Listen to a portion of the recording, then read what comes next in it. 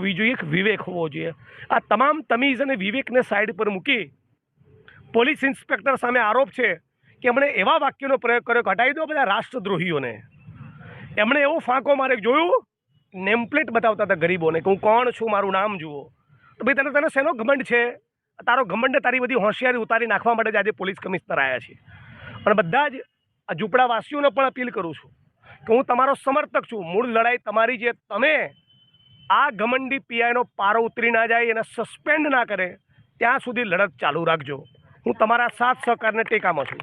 આ ઉપરાંત ફક્ત રાયગઢ વિસ્તારની અમદાવાદ શહેરમાં જ્યાં પણ કોઈ પણ સમાજના, કોઈ પણ જ્ઞાતિ કે ધર્મના ઝૂંપડા કે મકાનો તૂટે તેની સામે કોંગ્રેસ પાર્ટી તરીકે, કોંગ્રેસ પરિવાર તરીકે અને ગુજરાતના એક નાગરિક તરીકે પણ હું અડધી રાતે આવીને શક્ય બને એટલી જગ્યાએ લડત લડવાને મદદ કરવા તૈયાર બનીશ। આ બાબતની અમારી કમિટમેન્ટ છે। આજે પોલીસ કમિશનરશ્રીને મળ્યા, એમણે કહ્યું છે કે જે પોલીસ ઇન્સ્પેક્ટર સામે આવા બેહુદી વર્તનની તમે ફરિયાદ કરો છો એની મને લેખિત ફરિયાદ આપો, અમે એની તપાસનો આદેશ કરીશું। તો મોટાભાગે રાયગઢના પોલીસ ઇન્સ્પેક્ટર સામે તપાસનો આદેશ થશે, પણ